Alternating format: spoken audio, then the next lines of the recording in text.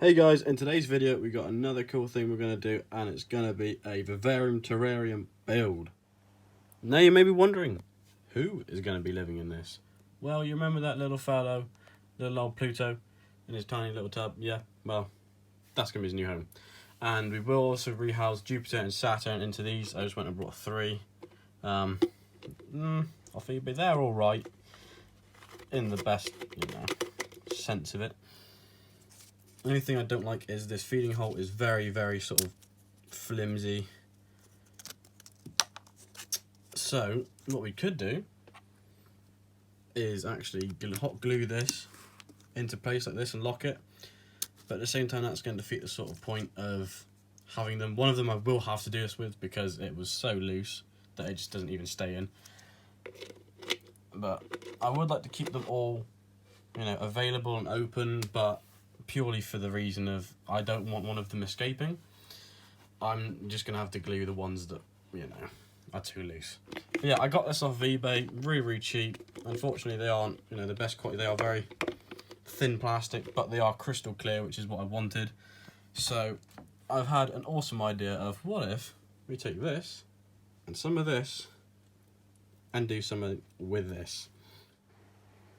So for this cool idea, what we're going to do is we're going to take some of this Reptibark chip stuff that I currently use for my my ball python and sort of add some textures to some of the other tubs and vivariums, the hot glue gun and that tub, and some bits of foliage and cork bark for extra texture. And we're going to try and make a cool sort of semi-background-ish tub. We can rejoice. I have finally found my gorilla pod. And yes, we have a setup of sorts at the moment. So what we're going to be doing in effect is taking our pieces of Reptibark and a bead of hot glue and gluing about 1/2 to 2/3 of coverage inside the tub here. Now let's try and not burn my fingers on hot glue. Another thing I'm wondering is if we'll actually be able to get it in there on time before it sets. Oh yeah. The first piece of many is in. Let's get the next one.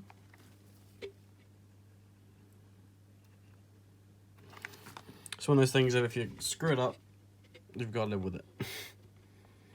So I'm going to try and do my best to make it look alright.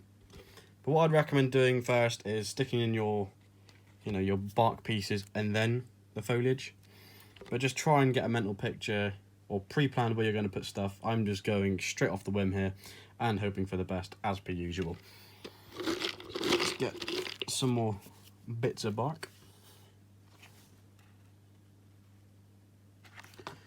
Start gluing these bad boys down like so. This is just going to give the tarantula a lot more of a surface to grip onto rather than just sheer plastic.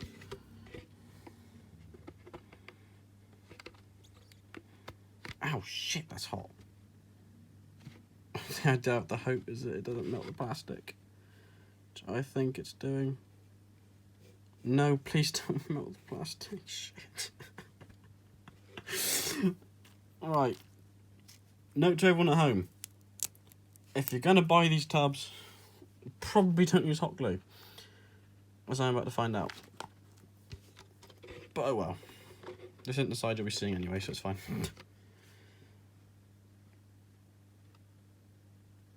There's a bit of bark's bent. It's not going to stick, is it? There. And you see the sort of general premise we're going to do is we're going to build a backgroundy, a wall if you like. Use some smaller bits too.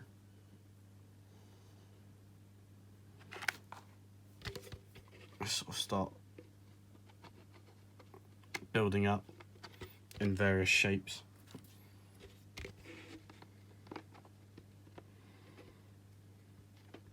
Like so. Yeah, I'm gonna do a jump cut, guys, and I'll resume the video when we've got it done. One thing I didn't mention is that this is a definite process of natural selection building something like this, as I've now burnt myself about 1,000,000 times on my hands and fingers trying to stick bits of bloody wood inside of a plastic tub. But yeah, one thing I was going to say that does help is if you get a pair of something like these. These are Citadel model clippers, just purely for bits of bark like this or wood, so you can clip that bit off there. But yeah, helpful tips.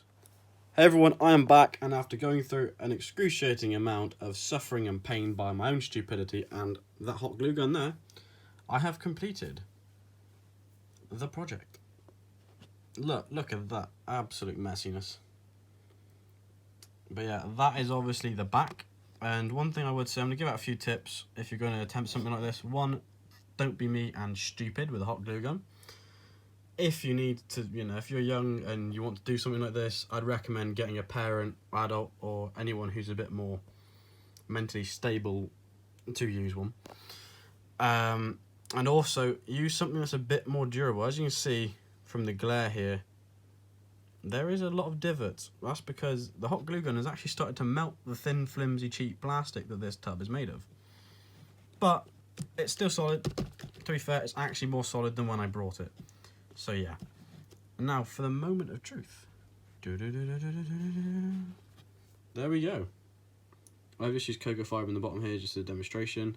I will be using my good old, what is it, Spider Life and cocoa fibre mixer substrate.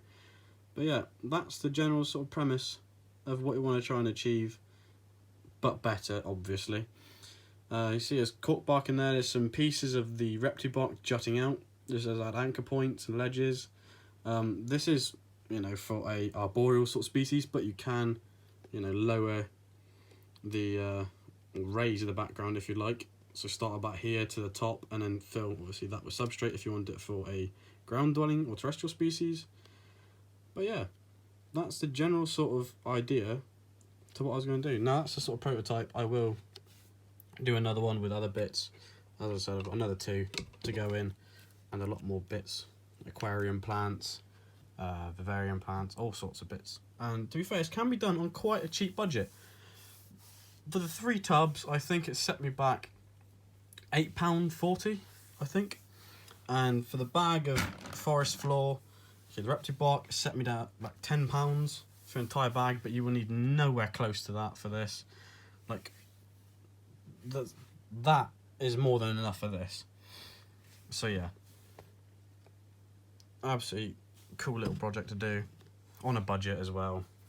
But yeah, I would recommend starting from the bottom and working your way up, especially if you want to do the bottom and then layer it, base layer, then layer it.